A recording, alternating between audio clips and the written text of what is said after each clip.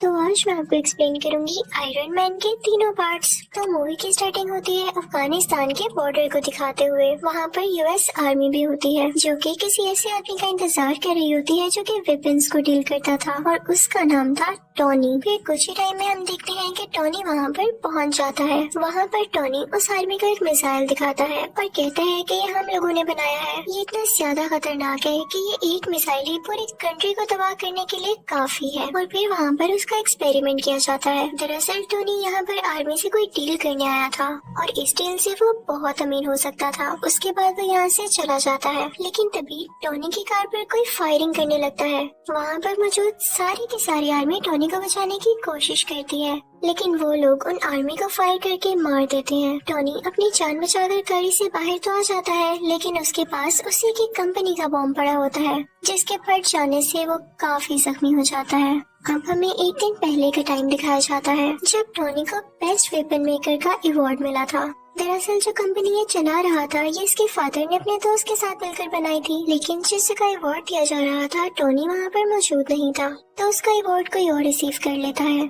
अब अगर टोनी वहाँ पर नहीं था तो वो कहाँ पर था? वो था एक कैसीनो में। वहाँ पर वो आदमी आता है जिसने टोनी का अवार्ड लिया था। वो उसे उसका अवार्ड देता है तो वो कहता है कि यार मैं इसे कहाँ रखूंगा, मेरे घर में तो जगह ही नहीं है। वो अवार्ड वो लोगों को देकर वहाँ से चला जाता है। तभी वहाँ पर एक रिपोर्टर आती है और टोनी से कहती है कि क्या आप सेटिस्फाई हैं कि आप नए नए वेपन्स बना रहे हैं और वो इतने खतरनाक हैं कि किसी की भी जान ले सकते हैं, बल्कि पूरी कंट्री डिस्ट्रॉय कर सकते हैं। तो टोनी कहता है कि हाँ मैं सेटिस्फाई हूँ, क्योंकि अगर हम वेपन्स ना बनाएं तो लोग हमें ही मार डालेंगे। उसके बाद ये दोनों कुछ टाइम साथ स्पेंड करते हैं और फिर टोनी को बताया जाता है कि उसकी अफगानिस्तान के लिए फ्लाइट है और टोनी अपने प्राइवेट जेट से होता हुआ अफगानिस्तान आ जाता है। अब सीन शिफ्ट होता है प्रेजेंट टाइम की तरफ, जब टोनी बेहोश है और एक बैटरी से कनेक्टेड है। जब उसे होश आता है तो वह देख के काफी हैरान होता है कि मेरे साथ बैटरीज क्यों लगी हुई है। वो होश में आकर अपने साथ खड़े आदमी से पूछता है कि मेरे साथ ये क्या हो रहा है। तो वो आदमी उसे बताता है कि जब तुम्हारे साथ वो बॉम्ब एक्सप्लोड हुआ तो उसके कई पीसेस तुम्हारी बॉडी के अंदर चले गए। वो इतने छोटे पीसेस थे कि हम उनको बाहर नहीं निकाल सकते थे। अब इसका एक ही हल था कि हम उन पीसेस को तुम्हारे दिल के पास जाने से रोक सकें। तो इस वजह से हम ये इलेक्ट्रोमैग्नेटिक वेव्स यूज कर रहे हैं। तो तुम्हें घबराने की कोई जरूरत नहीं है। हमें पता चलता है कि टोनी को टेररिस्ट ने किडनैप कर रखा है और तभी वहाँ पर उन टेररिस्ट का लीडर आता है। वो टोनी से कहता है कि जानती हो मैंने तुम्हें किडनैप करके यहाँ पर क्यों बुलाया? मुझे तुम्हारा बनाया गया मिसाइल काफी पसंद आया और जैसा कि तुम जानते हो कि यूएस आर्मी ने हमारे बॉर्डर पर कब्जा कर रखा है, तो मैं चाहता हूँ कि सेम मिसाइल तुम हमारे लिए भी बनाओ और बस जैसे ही तुम मुझे मिसाइल दे दोगे तो मैं उन पर अटैक करके तुम्हें छोड़ दूंगा। तो टोनी कहता है कि हरगिज़ नहीं, ये तुम्हारी भूल है। तो टोनी के साथ खड़ा हुआ आदमी उसे कहता है कि नहीं ऐसा नहीं करो, तुम्हारे पास इसके अलावा और कोई सोल्यूशन नहीं है, क्योंकि ये एक ऐसा इलाका है जहाँ तुम्हारे साथी इवन आर्मी भी नहीं तुम्हें ढूंढ सकती। अब ये आदमी था कौन? दरअसल ये आदमी भी वेपन्स बनाया करता था और इन्हें भी यही लोग लेकर आए थे यहाँ पर। अब टोनी और वो डिसाइड करने लगते हैं कि यहाँ से बाहर कैसे निकला जाए। हालांकि यहाँ से बाहर जाना लग तो इम्पॉसिबल रहा था, लेकिन वो फिर भी ट्राई करना चाहते थे। वो आदमी कहता है कि मुझे अपनी फैमिली के पास जाना है। तो टोनी कहता है कि मेरी कोई फैमिली नहीं, बस एक ड्राइवर और एक सेक्रेटरी है। तो वो दोनों सोचते हैं कि हम कोई ऐसा ड्रेस बनाएंगे जो कि बुलेट प्रूफ हो, ताकि जब हम लोग बाहर निकले और वो हम पे शूट करें तो हम पे कोई असर न हो और हम फौरन से भाग जाएं। वो आदमी टोनी को बताता है कि तुम्हारी बॉडी में जो इलेक्ट्रोमैग्नेटिक वेव्स है उनको सिर्फ वही बैटरी कंट्रोल कर सकती है जो मैंने तुम्हारी बॉडी के साथ कनेक्ट की थी। अब उसको ढूंढना होगा ताकि उसको यूजफुल बनाकर हम यहाँ से बाहर जा सके, लेकिन उस सूट के लिए इनको बहुत हाई पावर्ड बैटरी चाहिए थी जो कि इस सूट को रन भी कर सकती। दूसरी तरफ लीडर को तो यही लग रहा होता है कि शायद ये लोग मेरे लिए वो मिसाइल बना रहे हैं, तो वो उसको मटेरियल भी देता रहता है, क्योंकि वो नहीं जानता होता कि मिसाइल बनाने के लिए क्या क्या मटेरियल चाहिए। लेकिन जल्दी जब उस सूट तैयार होता है तो इस बात की खबर उस लीडर तक भी पहुंच जाती है। उसे बहुत गुस्सा आता है और वो उस आदमी को जो कि टोनी के साथ इस सूट बनाने में हेल्प कर रहा था काफी इंजर्ड कर देता है।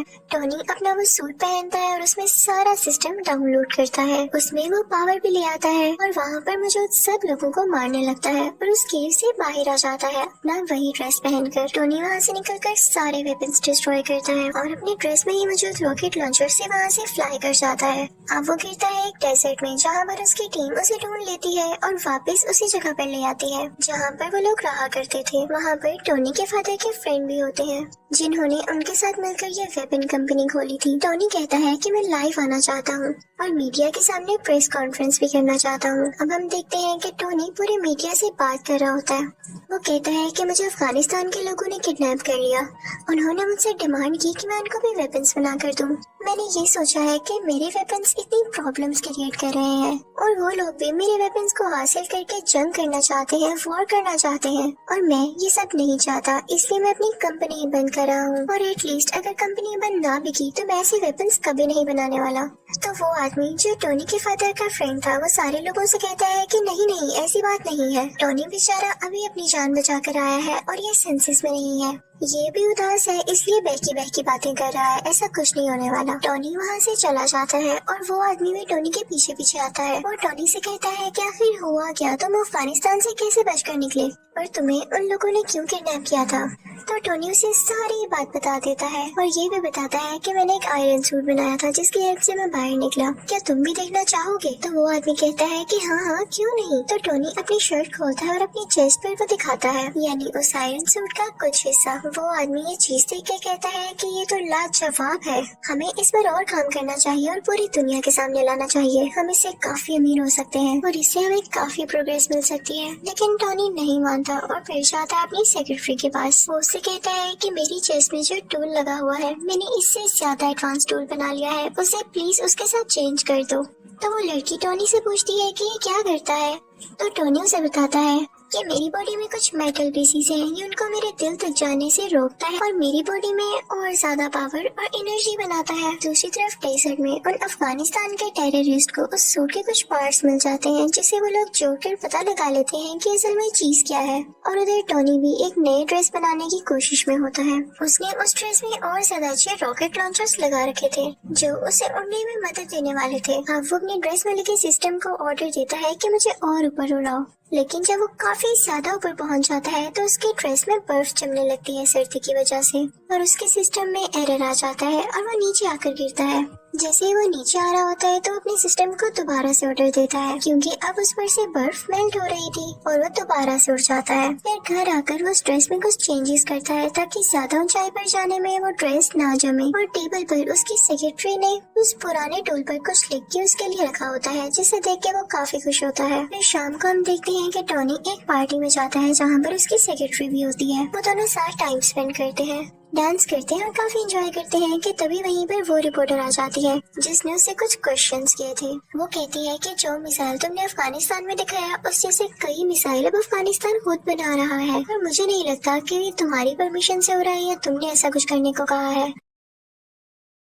टोनी एकदम बहुत गुस्से में आ जाता है और उसे लगता है कि हो ना हो ये काम उसी आदमी का है जो कि उसके फादर का दोस्त था, यानी उस कंपनी का शेयर पार्टनर। टोनी सीधा उस आदमी के पास जाता है और उससे पूछता है क्या वाकई में तुमने वो मिसाइल वहाँ पर भेजा है। तो वो कहता है कि हाँ मुझे ऐसा करना पड़ा। तो टोनी कहता है क्या तुम्हें पता भी है वहाँ पर जो टेररिस्ट है वो लोगों को कितना मार रहे हैं और तुमने उन्हीं टेररिस्ट की मदद कर दी, हमारी कंपनी ऐसे काम नहीं करती। लेकिन वो उसकी एक नहीं सुनता। फिर टोनी घर आ जाता है और खुद ही कुछ करने का ट्राई करता है। टोनी अपनी ड्रेस को बहुत एडवांस बना लेता है। उसमें उसने हर तरह की टेक्नोलॉजी यूज कर दी थी जो कि फायर भी कर सकती थी और छोटे छोटे रॉकेट्स भी शूट कर सकती थी। टोनी फौरन से वो ड्रेस पहनकर अफगानिस्तान जाता है। वहाँ पर जाकर वो सब आदमियों से लड़ता है, इवन उन टेररिस्ट के लीडर से भी, और फिर अपने ड्रेस से एक छोटा सा रॉकेट वहाँ पर छोड़ता है जिससे वो जगह डिस्ट्रॉय हो जाती है। वहाँ की एयरफोर्स को भी पता चल जाता है कि यहाँ पर कोई एक्सप्लोजन हुआ है, लेकिन वो आयरन मैन को ढूंढ ही नहीं पाते। फिर टोनी अपने उस दोस्त को कॉल करता है जो कि इसे अवार्ड देने कैसीनो आया था। वो अपने दोस्त से कहता है कि मैं ही हूँ जिसने ये सारा ब्लास्ट किया है, तो प्लीज तुम इस मैटर का ख्याल रख लेना। फिर जब उससे पूछा जाता है कि ये अटैक किसने किए तो वो कहता है कि हो सकता है कई दुश्मनों ने मिलकर ये अटैक किया हो, यानी वो ये बात टोनी पर नहीं आने देता। अब जब टोनी के फादर का दोस्त ये बात सुनता है तो उसे बड़ी हैरानी होती है कि ऐसे कोई अटैक करके गायब हो सकता है। वो फौरन से अफगानिस्तान जाता है और वहाँ के टेररिस्ट से बात करता है। तो वो टेररिस्ट कहते हैं कि हम जान चुके हैं कि काम किसका है, लेकिन हम तब तक खामोश हैं जब तक हम पूरी बात का न पता लगा लें, ये आयरन मैन ही है क्योंकि हमें डेजर्ट से उसके ड्रेस के कुछ पार्ट्स मिले हैं। वो टेररिस्ट उस आदमी से कहते हैं कि अगर तुम हम लोगों को पैसे दे दो तो मैं सूट का डिजाइन तुम्हें बता सकता हूँ। लेकिन टॉनी के फादर का दोस्त ऐसा नहीं करता, बल्कि वो लोगों को डरा धमका कर वो ड्रेस अपने साथ ले आता है। टॉनी को पता चल जाता है कि उसका पुराना ड्रेस किसी ने चुरा लिया है। वो फौरन से अपनी सेक्रेटरी के पास जाता है और उससे कहता है कि कैसे भी करके मुझे उसको रोकना होगा कि कहीं ये सारी इन्फॉर्मेशन लीक न हो जाए और वो मेरा नाम, मेरी आइडेंटिटी यूज करके हर जगह तबाही फैलाए। अब टॉनी की सेक्रेटरी उस आदमी के ऑफिस जाती है, यानी वही आदमी जो टॉनी के फादर का दोस्त है। वो सारी इन्फॉर्मेशन उसके कंप्यूटर से कॉपी करने लगती है और साथ ही साथ उसे ये भी पता चलता है कि यही वो आदमी था जिसने टॉनी को किडनैप करवाया था उन टेररिस्ट से, क्योंकि ये नहीं चाहता था कि टॉनी का इस कंपनी में जरा सा भी शेयर हो। ये सुन के वो काफी हैरान होती है और वहाँ से जाने ही वाली होती है कि तभी वहाँ पर वही आदमी आ जाता है जिसके कंप्यूटर से वो डेटा चुरा रही थी, लेकिन उसे बातों में लगा के वहाँ से चली जाती है। अब वो आदमी भी इतना कोई इनोसेंट नहीं था, उसे पता चल जाता है कि ये लड़की मेरे कंप्यूटर से सारा डेटा चुरा गई है। जब वो लड़की सारी इन्फॉर्मेशन लेके वहाँ से निकल रही होती है तो एक आदमी आता है और कहता है कि आप टॉनी को जानती है ना, कि आप टॉनी से मेरा इंटरव्यू करा देंगी, मुझे उससे कुछ सवालात पूछने हैं, कुछ क्वेश्चनिंग करनी है। और दूसरी तरफ टॉनी के फादर के फ्रेंड को भी अजीब अजीब फील हो रहा होता है, क्योंकि वो जानता था कि टॉनी अब कितना पावरफुल है और उसे पता चल चुका है कि इस सारी गेम के पीछे मेरा ही हाथ है। उस आदमी ने कुछ साइंटिस्ट को ऑर्डर दिया होता है वही टूल बनाने के लिए जो कि टॉनी की चेस्ट में था, लेकिन हैरानी वाली बात यह है कि जो टूल ये बनवा रहा था उसका साइज काफी बड़ा था, लेकिन उसको कंप्लीट होने में भी टाइम था। तो ये जाता है टॉनी के घर काफी गुस्से में। वो टॉनी की बॉडी को डीएक्टिवेट करके उसकी चेस्ट में से वो टूल, यानी जो उसका हार्ट था, वो ले जाता है, जिसकी वजह से टॉनी बहुत डाउन फील करने लगता है और उसके बगैर वो ज्यादा देर जिंदा रहने वाला नहीं था। कि तभी टॉनी को याद आता है कि उसकी सेक्रेटरी ने उसे एक पुराना टूल भी दिया था। वो फौरन से उसको लगा लेता है और अपना ड्रेस दोबारा से अपनी बॉडी पर ले आता है। अब टॉनी के फादर का फ्रेंड तो टॉनी का वो टूल लेके जा चुका था। उसने अपने पास काफी बड़ा आयरन जायंट बना रखा था जिसका वो नाम रखता है आयरन मॉन्गर। वो आदमी वो टूल जो टॉनी की चेस्ट से निकाला गया था उसके अंदर डाल देता है, जिससे वो एक्टिवेट होने लगता है। उसमें कई पावर्स आ जाती हैं, लेकिन इतनी ही देर में असली आयरन मैन भी वहाँ पर पहुँच चुका था और अब इन दोनों में काफी ज्यादा फाइट होती है। अब वो दोनों लड़ते लड़ते रोड पर आ जाते हैं। तभी आयरन मैन को याद आता है कि अभी तक ये सूट पूरी तरह ठीक नहीं हुआ, यानी अभी भी ये कई ज्यादा हाइट पर जाकर फ्रीज हो जाएगा। वो फौरन से ऊपर उड़ने लगता है ताकि आयरन मॉन्गर भी उसका पीछा करे, और जब वो लोग बहुत ऊपर पहुँच जाते हैं तो आयरन मॉन्गर का ड्रेस जमने लग जाता है, फ्रीज होने लग जाता है और वो अजीब सा होकर थोड़ा डल होकर नीचे गिरने लगता है। लेकिन तभी नीचे आते ही वो दोबारा से एक्टिवेट हो जाता है और वो आयरन मैन पर अटैक करने लगता है। अब ये दोनों पता है कहाँ आकर गिरते हैं? उसी लैब पर जहाँ पर ये बहुत बड़ा टूल बनाया जा रहा था। इस टूल को उसी आदमी के साइंटिस्ट बना रहे थे जो टॉनी के फादर का फ्रेंड था।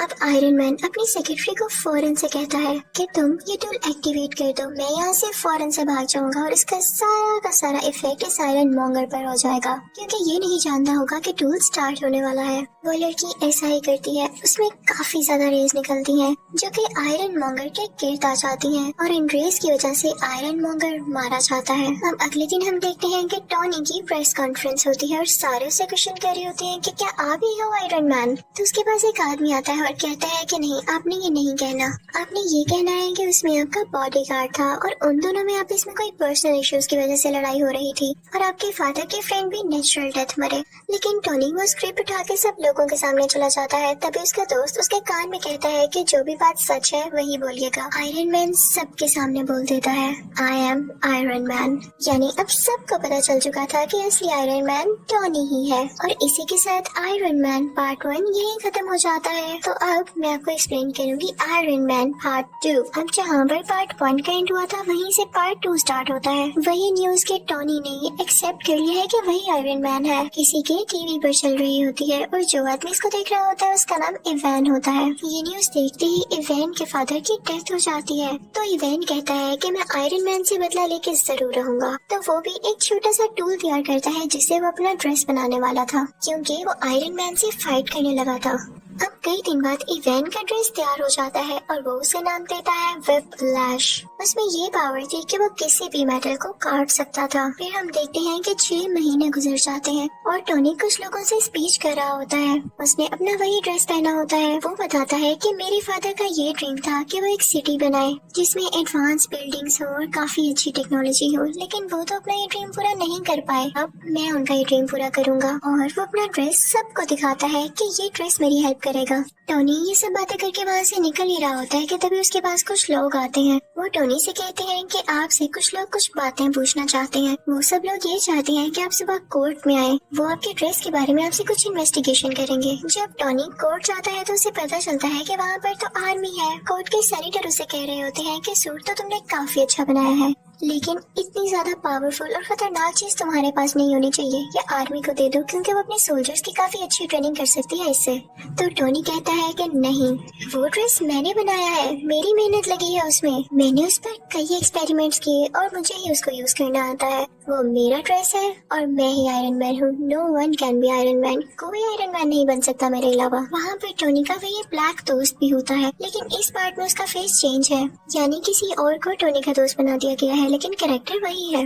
वो भी सेम बात कहता है कि मुझे ये कहना पड़ रहा है कि ये ड्रेस वाकई बहुत डेंजरस है और ये आर्मी के पास होना चाहिए, लेकिन फिर भी टोनी नहीं मानता। फिर वहाँ पर एक वेपन एक्सपर्ट भी आता है जो कि सेम बात बोलता है, लेकिन टोनी कहता है कि मैं तुम लोगों में से किसी की बात नहीं सुनने वाला। टोनी उन सब से कहता है कि मैं जानता हूँ आप लोगों को ऐसा करने के लिए किसने कहा है।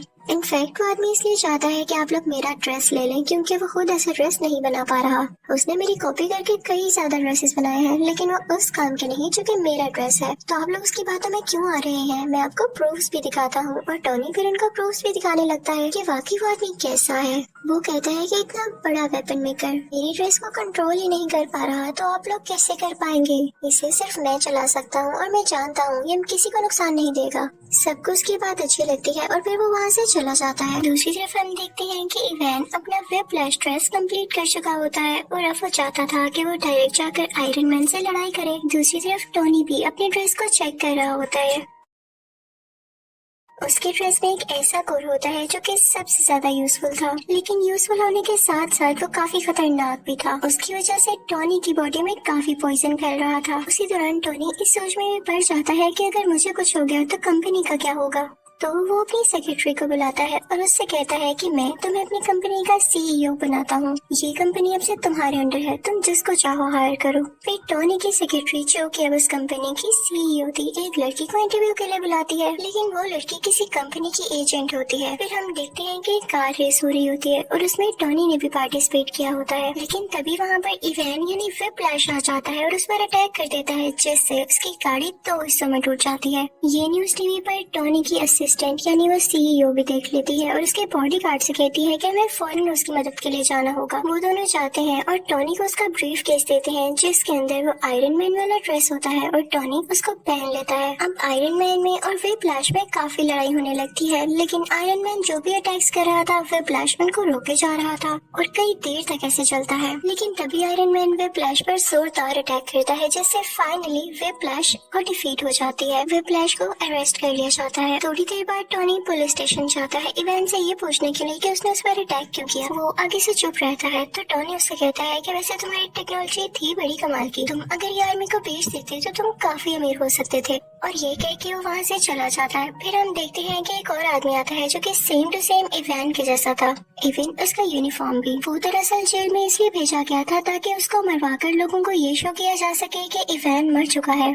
और एक आदमी जो कि बहुत बड़ा गैंगस्टर था असली इवैन को रेस्क्यू कर लेता है, वहाँ से निकलवा लेता है। सबको यही लग रहा था कि इवैन मारा जा चुका है क्योंकि उन्होंने वहाँ पर ब्लास्ट करवा के नकली इवैन को मरवा दिया था। वो गैंगस्टर किसी इंडस्ट्री का ओनर था और टोनी का सबसे बड़ा दुश्मन था। वो ये चाहता था कि वो भी आयरन मैन के ड्रेस की तरह कई ज्यादा ड्रेसेस बनाए और पूरी आर्मी बनाए उनसे। उसने इवैन को भी इसीलिए छुड़वाया था। दूसरी तरफ टोनी के ड्रेस का वो कोर उसे काफी सता रहा होता है। वो उसकी चेस्ट में मुसलसल पॉइजन पहुंचा रहा था, जिससे उसे फील हो रहा था कि अगर उसने कुछ न किया जल्द तो वो मारा जाएगा। लेकिन इस बात की फिक्र ना करते हुए वो अपनी बर्थडे पार्टी लगता है और उसमें डांस कर रहा होता है कि तभी उसका वो ब्लैक फ्रेंड आता है और उसे कहता है कि आर्मी का ऑर्डर है कि कल तुम्हें या तुम्हारे ड्रेस को उनके सामने लाया जाए। वो आदमी भी टोनी से अब तंग आ चुका था। वो कहता है कि तुम अपना ड्रेस पहन के पार्टी कर रहे हो, तुम जानते भी हो कि कितना खतरनाक है, लेकिन टोनी उसकी बात नहीं सुनता। तो वो भी टोनी का पुराना ड्रेस पहन कर आ जाता है और उन दोनों में अब काफी ज्यादा फाइट होती है। दोनों ने ही आयरन के ड्रेसेस पहने रखे थे और दोनों चाहते थे कि किसी न किसी तरह एक दूसरे को हरा दें ताकि पहला जीत जाए। अब दोनों अपने अपने हाथ से लेजर निकालने लगते हैं और एट अ टाइम लेजर निकलने से दोनों लेजर्स आपस में टकरा जाती हैं और बहुत बड़ा ब्लास्ट होता है। जहाँ पर ब्लास्ट होता है और टोनी की बर्थडे पार्टी हो रही होती है वो जगह कोई और नहीं बल्कि टोनी की कंपनी होती है। अब वहाँ से टोनी का पुराना ड्रेस लेके वो ब्लैक फ्रेंड तो चला जाता है, लेकिन टोनी वहीं पर नशे की हालत में होता है। फिर हम देखते हैं कि एक आंख वाला आदमी टोनी के पास आता है और उससे कहता है कि तुम्हारे फादर क्या क्या करना चाहते थे और तुम क्या कर रहे हो, तुम नशा करके इधर उधर फिरते रहते हो। तो टोनी कहता है कि अपनी जुबान बंद रखो, तुम होते कौन हो ऐसे बोलने वाले। तो वो आदमी कहता है मैं तुम्हारे बारे में सब कुछ जानता हूँ, वो लड़की जो तुम्हारी कंपनी में इंटरव्यू देने आई थी वो कोई और नहीं बल्कि मेरी ही सीक्रेट एजेंट है और तुम्हारी सारी बातें सारी रिपोर्ट से मुझे देती रही है। फिर वो आदमी ये भी कहता है कि मैं ये नहीं चाहता कि तुम्हारा कोई नुकसान हो, मैं चाहता हूँ कि तुम और ज्यादा अच्छा एक ड्रेस बनाओ जिससे पूरी दुनिया को फायदा हासिल हो और मेरे पास तुम्हारे फादर की कुछ चीजें भी हैं, चाहो तो उन्हें मेरे से ले सकते हो। टोनी उस एक आंख वाले आदमी के पास से वो सारी चीजें ले आता है तो उसे पता चलता है कि उसके फादर जो सिटी बनाना चाहते थे वो उस टूल की मदद से बनाई जा सकती है। वो उस पर पूरी तरह से रिसर्च करने लगता है। वहाँ पर उसको कोड का पूरा डिजाइन भी नजर आ जाता है। वो उस पर थोड़ी सी और रिसर्च करता है और काफी चेंजेस करने के बाद बहुत ही ज्यादा एडवांस टूल बना लेता है और फिर उसी टूल से वो एक नया ड्रेस तैयार करता है जिसको नाम देता है मार्क 6। और साथ ही उसे इवेंट की कॉल भी आती है जो कहती है कि मैंने तुम्हारे दुश्मन के साथ मिलकर एक काफी अच्छा ड्रेस तैयार कर लिया है। मैं वेट करूंगा उस दिन का जब तुम और मैं आमने सामने होंगे और देखते हैं कि कौन जीतता है। मैं आप लोगों को राज बताती हूँ कि इन लोगों ने वो ड्रेस किस तरह से तैयार किया। टोनी का वो पुराना ड्रेस जो कि टोनी का दोस्त आर्मी के पास ले गया था, उस ड्रेस में इवान ने और टोनी के दुश्मन ने कुछ चेंजेस किए और उसको और ज्यादा एडवांस बना दिया कुछ टेक्नोलॉजीज की मदद से, जो कि बहुत सारी वॉर्स लड़ सकता था, फाइट कर सकता था। अब दूसरी तरफ टोनी का दुश्मन लोगों से स्पीच कर रहा होता है कि मैंने आयरन सोल्जर्स बनाए हैं क्योंकि अब आयरन आर्मी का दौर है। दूसरी तरफ टोनी को भी पता चल जाता है कि इवान किसी के साथ सच्चा नहीं है, तो वो जाता है अपने उसी दुश्मन के पास, उसी इंडस्ट्री के ओनर के पास और उसे जाके कहता है कि इवान तुम्हारे साथ धोखा करेगा, वो तुम्हारी सारी आर्मी को अपने कब्जे में कर लेगा और उस सिटी पर अटैक कर देंगी। और ऐसे ही होता है। इवान देखते ही देखते सब सूट्स को अपने काबू में कर लेता है और उस वॉर मशीन को भी, जो कि इन लोगों ने नई टेक्नोलॉजीज के साथ तैयार की थी। वही ड्रेस जो कि टोनी का पुराना ड्रेस था। टोनी उस इंडस्ट्री के ओनर से कहता है कि मैंने कहा था ना, जाओ अब अपने सोल्जर्स को कंट्रोल करो, लेकिन अब बहुत देर हो चुकी थी। तो वो सीक्रेट एजेंट वहाँ पर पहुँचती है जहाँ पर इवान इन सारे आयरन सोल्जर्स को कंट्रोल कर रहा होता है, लेकिन वो सारे के सारे अपना कंट्रोल खो चुके थे। तभी वहाँ पर आता है टोनी जो कि अब आयरन मैन बन चुका था। वो आते ही अपनी पावर्स का यूज करता है और सारे आयरन सोल्जर्स को मार गिराता है, लेकिन तभी उसके सामने आ जाता है व्हिप्लैश जो कि ज्यादा स्ट्रॉन्ग हो गया था अपने उसी ड्रेस में। टोनी यानी आयरन मैन उस पर अटैक करने लगता है, लेकिन अब उस पर कुछ असर नहीं हो रहा था क्योंकि व्हिप्लैश अब काफी स्ट्रॉन्ग हो चुका था और अब वो जानता था कि आयरन मैन का मुकाबला कैसे करना है। तभी टोनी को याद आता है कि जब उसकी और उसके ब्लैक फ्रेंड की लेजर आपस में टकराई थी तो बहुत बड़ा ब्लास्ट हुआ था। वो अपने फ्रेंड से कहता कि हम वो एक्सपेरिमेंट दोबारा से करते हैं। अब वो दोनों ऐसे ही करते हैं और वहाँ पे काफी बड़ा ब्लास्ट होता है। व्हिप्लैश वहीं पर मारा जाता है। अब अगले सीन में हम देखते हैं कि टोनी के पास वही एक आंख वाला आदमी आता है और उससे कहता है कि मैं तुम्हें गुड न्यूज दूं, तुम्हारा जो आयरन मैन वाला ड्रेस है उसको एवेंजर्स ने अप्रूव कर लिया है, यानी अब वो एवेंजर्स टीम में यूज होगा। लेकिन आई एम सॉरी, तुम उसके लिए सिलेक्ट नहीं हुए, तुम्हें सिर्फ पीछे से काम करना होगा। तो टोनी कहता है कोई मसला नहीं, आई एम एक्सेप्टिंग, लेकिन मुझे इस बात का क्रेडिट चाहिए। फिर अगले सीन में हम देखते हैं कि कोर्ट के सेनेटर टोनी यानी आयरन मैन को और उसके ब्लैक फ्रेंड को मेडल देते हैं और उनसे कहते हैं कि थैंक यू, आपने पूरी दुनिया को बचा लिया। और इसी के साथ आयरन मैन पार्ट 2 यही खत्म हो जाता है। तो अब बारी है पार्ट 3 की एक्सप्लेनेशन की। तो मूवी का स्टार्ट होता है एक फ्लैशबैक को दिखाते हुए जहाँ पर एक लेडी उसे बता रही होती है कि मैंने एक ऐसा वायरस बनाया है जिसमें बहुत सारे पावर्स हैं। इवन वो लोग जो डिसेबल हैं, माजूर हैं, वो भी अपनी पावर्स वापस ला सकते हैं, यानी वो बिल्कुल ठीक हो सकते हैं। तभी वहाँ पर एक ग्लासेस वाला साइंटिस्ट आता है जो कि टोनी से कहता है कि हमारी कंपनी एक बहुत बड़ा एक्सपेरिमेंट करने वाली है, उसमें बहुत ज्यादा एडवांस टूल यूज होने होने वाले हैं, तो मैं तुम्हें ऑफर कर रहा हूँ कि मेरी कंपनी को ज्वाइन कर लो। दरअसल वो टोनी से काफी इम्प्रेस होता है, लेकिन टोनी उसकी ऑफर को रिजेक्ट कर देता है और वहाँ से चला जाता है। हम देखते हैं कि टोनी को एक मेंटल इशू हो गया था, उसी वजह से जब आयरन आर्मी ने पूरे सिटी पर अटैक्स किए थे और टोनी उन्हें शुरू में बचा नहीं पा रहा था। उसे वो फ्लैशबैक बार बार आते थे और इसी को लेके वो काफी सैड और बुरा फील किया करता था, लेकिन उसका दोस्त उसे हौसला देता है। आयरन मैन सोचता है कि अगर उन लोगों ने दोबारा से अटैक कर दिया तो मैं क्या करूंगा। इसके लिए वो आयरन मैन की पूरी टीम बना देता है और वो उस टीम का नाम रखता है आयरन लीजन। अब हमें पता चलता है कि पूरी कंट्री में दोबारा से अटैक्स हो रहे हैं और वो कोई और नहीं बल्कि मैंड्रिन नाम का एक आदमी करवा रहा है। टोनी यानी आयरन मैन का एक बॉडीगार्ड भी उसी कंट्री में होता है, जो कि उन अटैक्स की वजह से शदीद जख्मी हो चुका था। टोनी उससे बहुत प्यार करता था, इसलिए उसे गुस्सा आ जाता है, तो वो प्रेस कॉन्फ्रेंस करता है कि अगर ये अटैक्स ना रुके गए तो मैं उस मैंडरिन के साथ बहुत बुरी तरह पेश आऊंगा। लेकिन लगता है ये बात उसकी मैंडरिन को बिल्कुल पसंद नहीं आती। वो जनाब टोनी के घर पर ही अटैक करवा देता है, जिससे टोनी यानी आयरन मैन का घर पूरी तरह से तबाह हो जाता है। उस वक्त टोनी के साथ वही लड़की भी थी जिसने वो वायरस बनाया था, जो कि डिसेबल लोगों को ठीक कर सकता था। आयरन मैन अपना ड्रेस पहनता है और उस लड़की को बचाकर वहाँ से ले जाता है, लेकिन आयरन मैन के सूट में एक एरर आ जाता है। जिस जगह उसने लैंड करना था वो वहाँ पर नहीं जाता, बल्कि किसी ऐसी जगह में गिर जाता है जहाँ पर स्नो फॉलिंग हो रही होती है। लेकिन स्टिल होप यानी उम्मीद अभी भी बाकी थी, क्योंकि उस सूट में पावर जो बाकी थी। वो चाहता तो उस जगह पर वापस आ सकता था जहाँ पर उसको जाना था। दूसरी तरफ पूरी दुनिया काफी सैड होती है, क्योंकि उनको ये लग रहा था कि टोनी मारा जा चुका है उस अटैक में जो कि उसके घर पर हुआ, क्योंकि उसके बाद टोनी किसी को दिखाई जो नहीं दिया। आयरन मैन जिस विलेज में गिरा था वहाँ पर उसे एक बच्चा दिखाई देता है। वो उससे कई बातें करने लगता है, क्योंकि वो बच्चा उसको काफी इनोसेंट लगता है। टोनी देखता है कि वो विलेज भी तबाह हो चुका है और सेम उसी तरीके से तबाह हुआ है जिस तरीके से टोनी के घर पर अटैक किया गया। तो वो समझ आता है कि जरूर इसके पीछे मैंडरिन का ही हाथ है। अब वो सारे केस पर रिसर्च करने लगता है। उसे पता चलता है कि ये एक्सप्लोजन्स किसी वेपन के जरिए नहीं हुए, बल्कि ये उन सोल्जर्स ने किए हैं जो कि सुपर पावर्स रखते हैं। टोनी सबसे मैंडरिन की लोकेशन के बारे में पूछता है, लेकिन उसे कुछ पता नहीं चलता। सरप्राइजिंगली वो बच्चा उसे मैंडरिन की लोकेशन तक पहुंचा देता है। विलेज में टोनी ने कुछ वेपन्स भी तैयार कर रखे थे जो वो अपने साथ लेकर यहाँ आया था। वहाँ पर उसे पता चलता है कि मैंडरिन तो था ही नहीं, वो ड्रामा कर रहा था कि जैसे वो वहाँ पर हो। वहाँ पर सिर्फ एक आदमी था कि जो उस जगह की वीडियोस बनाकर पब्लिश किया करता था।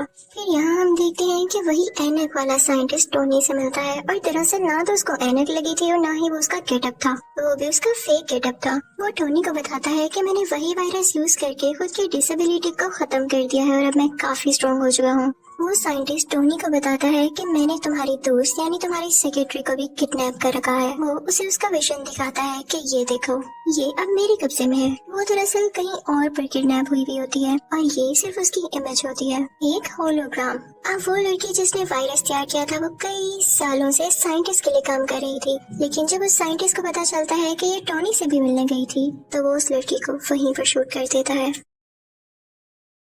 हम देखते हैं कि वो साइंटिस्ट काफी अच्छी टेक्नोलॉजी यूज करता था, जिसकी वजह से उसकी लोकेशन कोई भी ट्रैक नहीं कर पाता था। वहाँ पर वॉर मशीन भी होती है जो कि टोनी का फ्रेंड चला रहा होता है, यानी वही आयरन सूट जो वो लेकर भागा था। लेकिन अब उस ड्रेस का नाम चेंज कर दिया गया था और ये उसी साइंटिस्ट ने किया था। दरअसल वो टोनी को ये बताना नहीं चाहता था कि ये वही ड्रेस है। वो उस ड्रेस को यानी वॉर मशीन को अपने पास ले आता है, लेकिन टोनी भी काफी पावरफुल था। वो वहाँ से जान छुड़ाकर भाग चुका था, क्योंकि उसे मैंडरिन की लोकेशन का पता लगाना था। इसी दौरान टोनी को पता चलता है कि वो साइंटिस्ट वो एडवांस ड्रेस चुराकर यूएस के प्रेसिडेंट को मारना चाहता है और इसके लिए उसे कुछ भी करके उसे रोकना होगा। और इसी पर्पस के लिए वो साइंटिस्ट वहाँ पर पहुँच जाता है जहाँ पर वो प्रेसिडेंट होते हैं, जो कि किसी और कंट्री जाने के लिए तैयार हो रहे थे। वो उसे किडनैप कर लेता है और अपनी सीक्रेट लोकेशन पर ले आता है जहाँ पर कोई नहीं पहुँच सकता था। लेकिन टोनी वहाँ पर पहुँच ही जाता है, क्योंकि उसकी हेल्प की थी उस छोटे बच्चे ने, और टोनी था भी बहुत टैलेंटेड। टोनी वहाँ पर जाकर सारे बाकी पैसेंजर्स को भी बचा लेता है, लेकिन जब बारी आती है प्रेसिडेंट को बचाने की तो इतनी ही देर में वो साइंटिस्ट उसे लेकर वहाँ से जा चुका होता है और वो नाकाम रह जाता है प्रेसिडेंट को बचाने में। लेकिन हमें ये जरूर पता चल जाता है कि साइंटिस्ट की सीक्रेट लोकेशन क्या थी। ये समंदर के पास एक खुफिया जगह थी और ये प्रेसिडेंट को यहाँ पर पता है क्यों लाया था, क्योंकि ये उनकी डेथ पूरे सोशल मीडिया के सामने लाइव दिखाना चाहता था, जिससे इसको पॉपुलैरिटी मिलती, यानी ये मशहूर हो जाता और लोग इससे डरने लगते। और प्रेसिडेंट को पकड़ना इतना आसान नहीं हुआ था, बल्कि प्रेसिडेंट के नीचे जो बंदा होता है यानी वाइस प्रेसिडेंट, उसने जेलसी में आकर प्रेसिडेंट की किडनैपिंग में उस साइंटिस्ट की हेल्प की थी। उसने ये लालच में भी किया था क्योंकि उसकी एक डिसेबल बेटी थी जिसको साइंटिस्ट ने वही वायरस देकर ठीक कर दिया था।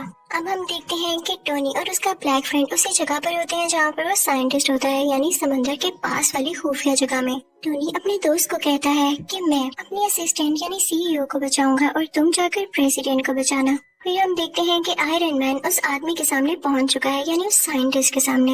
उन दोनों में काफी फाइट होती है, दोनों ने ड्रेसेस पहन रखे थे और दूसरी तरफ वो ब्लैक फ्रेंड भी प्रेसिडेंट को बचा देता है और उन्हें भी आयरन ड्रेस पहनाकर सेव कर लेता है और कहता है आप यहाँ से चले जाएं अभी के लिए। आयरन मैन भी उस सीईओ को यानी अपने दोस्त को बचा लेता है, लेकिन बचाते बचाते वो नीचे गिर जाती है जहाँ पर बहुत ज्यादा आग लगी होती है। टोनी यानी आयरन मैन डर जाता है कि ये तो जल जाएगी अब, लेकिन एक मजे की बात ये थी कि उस साइंटिस्ट ने इसके अंदर भी वो वायरस इंजेक्ट कर रखा था, जिसकी वजह से उसे आग से कुछ नहीं होता और वो ठीक हो जाती है। ये तो इनके लिए प्लस पॉइंट हो गया था।